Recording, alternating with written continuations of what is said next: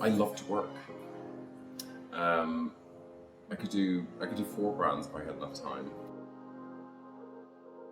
I was just fascinated by this idea that, we have become obsessed about putting clothing into categories, but the street wasn't really doing that.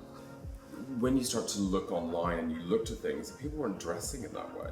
And for me, it was just kind of a reaction to people around me. And I was just like, a white shirt is a white shirt. It's not a woman's blouse or a men's shirt. It's just a shirt. For me, it was just about this idea of garments for garment's sake.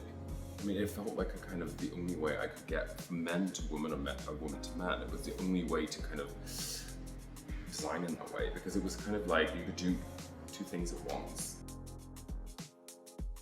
I think what happened was I came to Madrid, to the factory, and I think the minute I came to the factory, I was like, it was like kind of this like, no one's actually really done anything here. They had their own manufacturing, they had a very good history in bags, and I felt like all this needed was a kind of, I did a brief for them, I did it in a week, and then we signed a contract and it was done. It was very simple. And I had this one image which was in the mood book, which was by Maisel with kids on the beach. And for me, it was like if Madrid was going to have a beach in the city centre, it would be that beach. You know what I mean?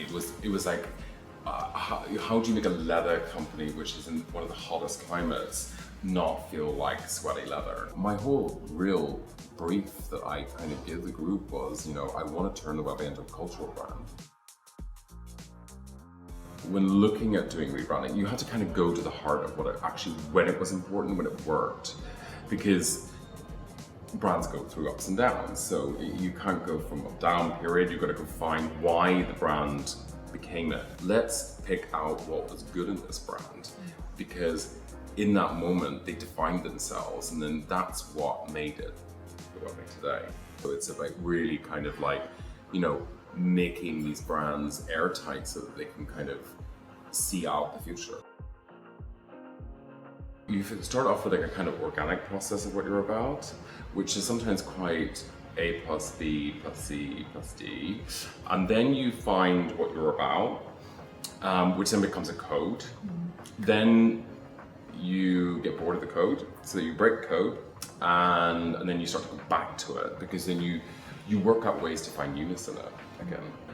There's no preciousness about it, and it is an evolving process, but it's very like, I like this, I like that, and I want a bit of this, and I want a bit of that. For me, it's just like a very kind of organic process. It's like, yeah, it really is anything. I don't feel that luxury really exists anymore, and I think it's a very, in the beginning it was controversial. Now I think it's just normal. It's the normal now. No one cares about luxury. People care about being able to come in and get excited. There's not a luxury vibe there.